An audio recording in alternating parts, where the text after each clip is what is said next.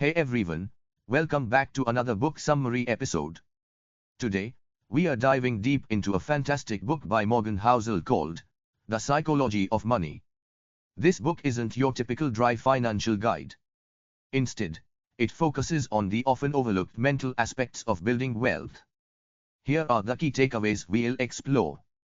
Times financial success is behavioral, not intellectual.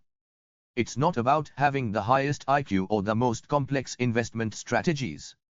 It's about understanding your own biases and making decisions that align with your long-term goals. Times focus on wealth, not just being rich.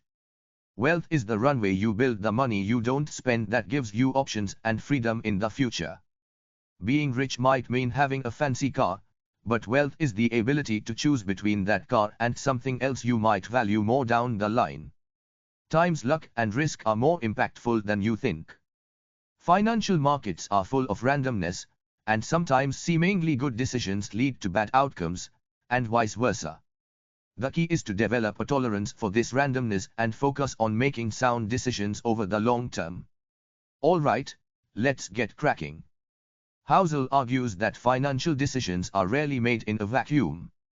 Our upbringing, experiences, and even pop culture shape how we view money. For example, someone who grew up during a recession might be more risk-averse with investments, while someone who witnessed the dot-com boom might be overly optimistic. The book delves into various psychological traps that can derail our financial journeys. We fall prey to comparisonitis, constantly comparing ourselves to others and their perceived wealth. This can lead to chasing fleeting trends and making impulsive decisions. We also struggle with get-rich-quick schemes. Housel emphasizes the importance of slow and steady wealth building through calculated risks and patience. Another interesting concept is time horizon. Our ability to delay gratification significantly impacts our financial well-being. Understanding the power of compound interest and focusing on long-term goals, rather than instant results, is crucial. Housel talks about financial independence not as a specific dollar amount, but as having enough wealth to live the life you desire without being tied to a specific job. He emphasizes the importance of frugality, not deprivation. It's about spending consciously and avoiding lifestyle inflation as your income increases. The book also explores the concept of risk. Housel argues that risk isn't a single scary monster, but rather a spectrum. We take calculated risks every day, and the key is to understand your own risk tolerance and make investment decisions that align with it. Finally, Housel emphasizes the importance of adaptability. Financial markets are constantly evolving, and what worked in the past might not work in the future. Building a strong financial foundation and having the flexibility to adjust your approach along the way is key to long-term success. So, what's the big lesson Housel wants us to take away? Financial success isn't about some magic formula.